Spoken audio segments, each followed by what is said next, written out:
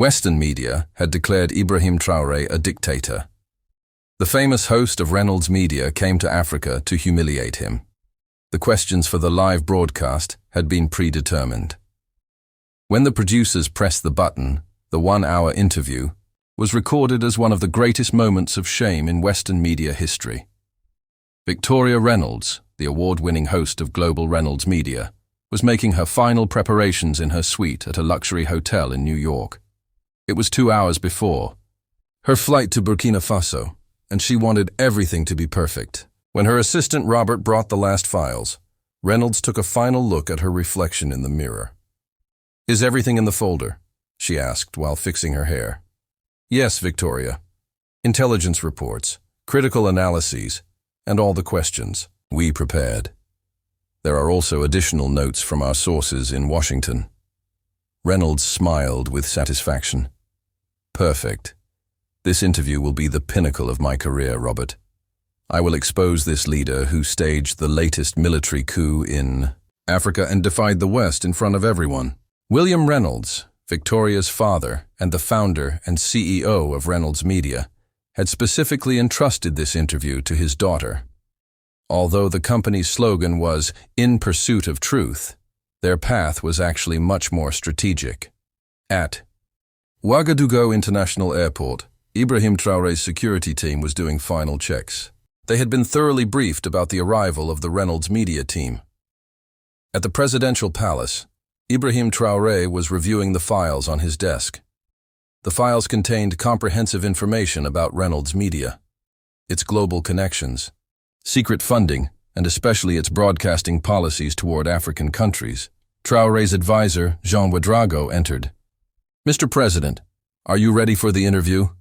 This could be a very risky move." Traoré raised his head calmly. "Jean, they think they're trapping us, but actually, we're waiting for them. This interview is a chance for Africans to tell their own story. We will show the world how Western media portrays us." Jean looked worried. "Victoria Reynolds is a very dangerous interviewer. She's famous for taking down African leaders." "I know," said Traoré, "but this time will be different." After settling into their luxury hotel, Victoria Reynolds and her team held their first briefing. In the room were producers, cameramen, and Victoria's special advisors. "Listen," said Reynolds, sipping the dark coffee handed to her by her private secretary. "Our strategy for tomorrow's interview is clear. We will corner Ibrahim Traoré on 3 main issues: human rights violations, anti-Western policies, and economic failure." Producer Sarah Woodson interjected. "According to instructions from Washington, we should focus especially on policies that harm French and U.S. interests in Burkina Faso." Reynolds nodded. "Yes, but we shouldn't do this openly. We must maintain the appearance of objective journalism. Our questions should seem innocent, but we should slowly draw him into the trap." The team laughed. The plan seemed perfect. However, what they didn't know was that a Burkina Faso intelligence officer, disguised as hotel cleaning staff, was recording every word. When the day of the interview arrived, the grand hall of the presidential palace had been transformed into a television studio. The Reynolds Media team had set up all their equipment, testing cameras, lights, and sound systems. While the final touches of her makeup were being applied, Victoria Reynolds heard her father William Reynolds's voice through her earpiece. "Victoria, this interview is not just for ratings, it's for our strategic interests. We need to break Traoré's stance against the West. Remember, our big sponsors are expecting results." "I understand, Dad," Victoria whispered. "I know my mission." Just then, the doors of the hall opened and Ibrahim Traoré entered. Instead of his military uniform, he wore an elegant but simple suit. He had only one advisor with him. Victoria was surprised. She had expected an aggressive, arrogant dictator, but standing before her was a leader who appeared calm and confident. When the cameras were ready, Victoria Reynolds put on her professional smile. Through the earpiece she heard, "The director's command. 5, 4, 3, 2, 1, we're live. This is Reynolds World News. I'm Victoria Reynolds. Today, we are with one of West Africa's most controversial leaders, Burkina Faso's transitional president, Ibrahim Traoré. Victoria turned to Traoré with a questioning look. Mr. Traoré, first of all, thank you for having us. My first question is something the whole world is wondering about. You are the leader of a military coup that overthrew a democratically elected government. How do you explain this situation? Traoré looked directly into Victoria's eyes and smiled. Thank you. Ms. Reynolds, first of all, we're pleased to host you in Burkina Faso for this interview.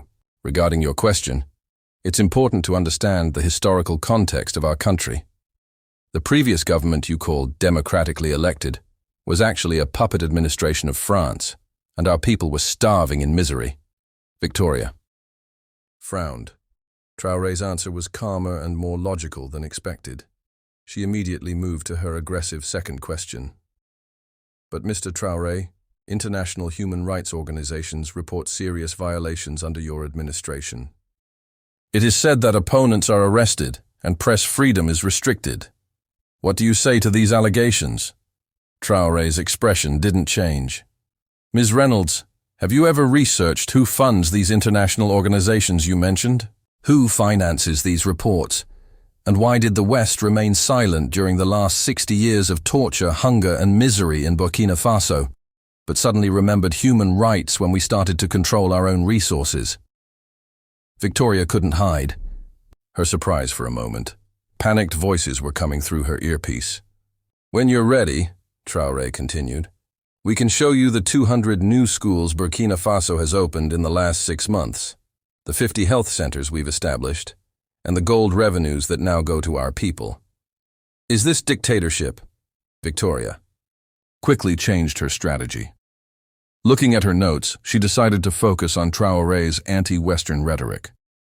Mr. Traoré, in your recent speeches, you described France and America as neo-colonial powers. Doesn't this aggressive foreign policy drag your country into international isolation? Traoré looked at the camera, then turned back to Victoria. Ms. Reynolds, you used the word aggressive. Well, how would you describe the powers that have exploited our country's resources for centuries, overthrown our elected leaders, and installed their own puppets to control our economy? We are simply telling the truth. This is not aggression. It's honesty. Victoria's cheeks reddened slightly. The director's voice came through her earpiece. Be tougher. Corner him. But Western countries provide you with aid and support, Victoria said immediately. Doesn't rejecting this aid harm your people? Traoré smiled. Aid. An interesting word. Do you know that the value of gold extracted from Burkina Faso is 20 times the aid we receive? For every dollar given to us, they take 20 from us. This is not aid, it's organized theft. There was a tense silence in the studio. Victoria was looking at her list of questions, but none had worked. Traoré was answering each one calmly and logically. Mr. Traoré, said Victoria, deciding to play her last card, many observers view your rapprochement with authoritarian regimes like Russia and China with concern. How do you explain your increasing cooperation with these countries? Traoré leaned forward. Ms. Reynolds, if I may, I'd like to ask you a question. I've researched Reynolds Media's connections. Your company is part of the Globex Group, which is one of the largest shareholders in mining companies in Africa. Your father, William Reynolds, has relationships with defense industry companies in France and America. Now, are you really doing this interview for objective journalism or for economic and political interests? Victoria's face turned white. The voices in her earpiece became chaotic. Someone was shouting, "Cut the broadcast! This is an attempt to change the subject." Victoria stammered. You didn't answer my question. If you don't want to answer mine, let me answer yours, said Traoré calmly. We are an independent country and can cooperate with any country in line with our own interests. While the West lectures us about democracy, they are actually protecting their own interests. We can no longer ignore this. Victoria tried to regain control of the situation.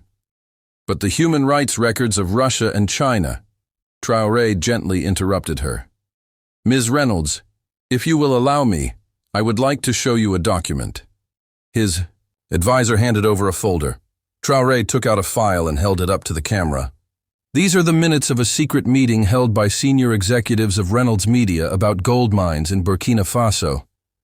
I would like to show your viewers how your company exploits Africa's wealth. Victoria's eyes widened with fear. This is completely irrelevant, and probably fake documents. Really? Said Traoré. If you wish, we can have your experts verify their authenticity. In fact, we can show them to the camera up close. The director was shouting through the earpiece. Cut.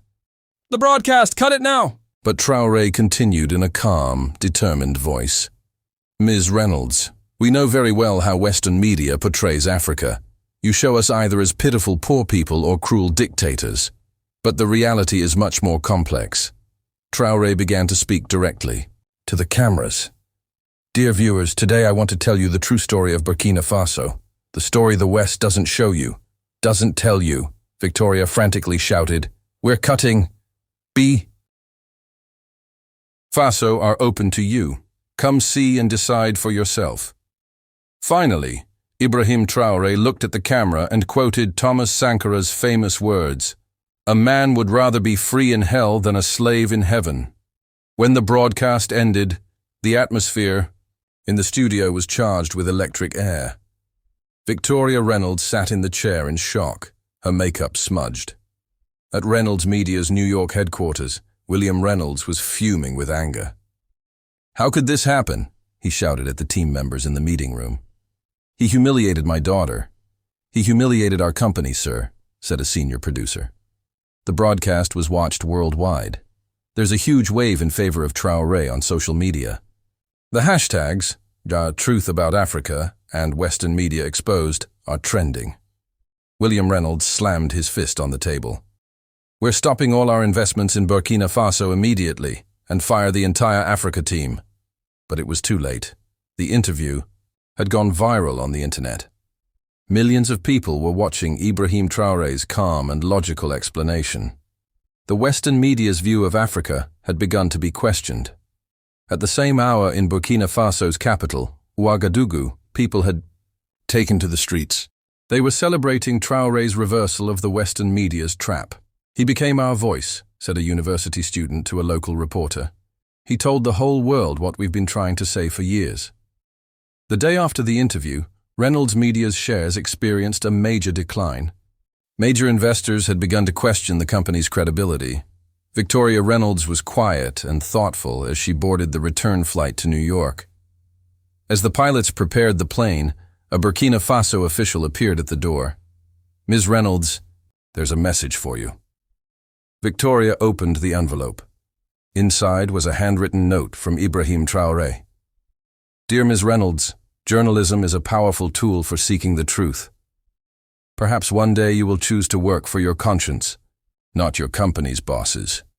We always need brave journalists who will tell Africa's true story. Respectfully, Ibrahim Traoré.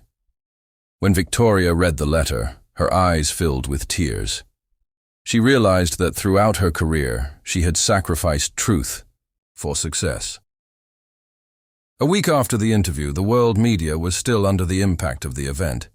Major newspapers and television channels had begun to question their approach to African news.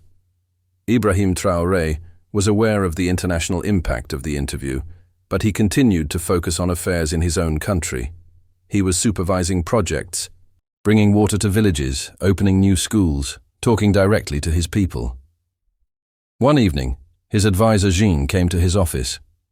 Mr. President, something incredible has happened. After the interview, foreign investors have begun to come to Burkina Faso with new offers. But this time the terms are much fairer. Traoré smiled. You see, Jean, sometimes the strongest victories are won not with weapons but with words. When people like Victoria Reynolds find the courage to tell Africa's story correctly, we also achieve our true independence. And Victoria Reynolds? Jean asked curiously. I received a letter from her, said Traoré. She has resigned from Reynolds Media. She wants to tell Africa's true stories as an independent journalist. 3 months later, Victoria Reynolds returned to Africa, this time not as part of her father's media empire, but as an independent journalist. In Ouagadougou, she met with Ibrahim Traoré for a new interview. This time, there was an atmosphere of trust and respect between them. "Why did you come back, Ms. Reynolds?" asked Traoré before the cameras started rolling. Victoria answered sincerely, "Because, as you said, truth is the most powerful weapon. I too now want to pursue the truth." The new interview focused on Africa's rebirth, Burkina Faso's economic plans, education programs, and independent strategy. Victoria, this time like a real journalist, was asking in-depth questions and receiving honest answers.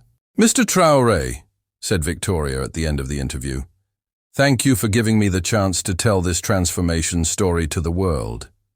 Traoré smiled. "I should thank you, Ms. Reynolds, because you are also experiencing your own transformation story, and sometimes the change of one person can be as powerful as the change of a nation." Victoria's new documentary from Burkina Faso garnered great interest worldwide. The production, titled Africa's True Story, was a powerful response to Reynolds Media's fake narratives. William Reynolds was furious at his daughter's betrayal. He was doing everything he could to sabotage her independent work. But Victoria was no longer under her father's control. In Burkina Faso, Ibrahim Traoré continued his reforms. The country was progressing on the path to true independence. Gold mines had been nationalized, the education system had been renewed, agricultural projects had been initiated. A year later, Victoria Reynolds was invited to speak at the African Media Forum. The main theme of her speech was Western media and Africa, time for change. "Once, thousands of kilometers away from my country, I was part of a system that told stories to manipulate people," said Victoria. "But Ibrahim Traoré showed me and millions of viewers the truth. Now I'm here to practice real journalism." Ibrahim Traoré was watching Victoria's speech in his office at the presidential palace. His advisor Jean was with him. "Just think, Mr. President," said Jean. "The journalist who once tried to trap you is now defending the truth against Western media." Traoré smiled. "Jean, sometimes the most powerful victories are won not with weapons, but with words. When people like Victoria Reynolds find the courage to tell Africa's story correctly, we also achieve our true independence." He looked at the lively streets of Ouagadougou from his office window. "The West exploited us for hundreds of years, but their greatest weapon was stealing our story. When we begin to tell our own story, we achieve our true freedom." Jean nodded. "How did you know in the interview that you knew about their trap?" "I knew because I knew my own story," said Traoré. "And when you know your own story, you can see how others try to define you with their lies." Traoré returned to his desk and continued examining plans for Burkina Faso's future. Now his country's story was being told by its own people, honestly, proudly, and with hope.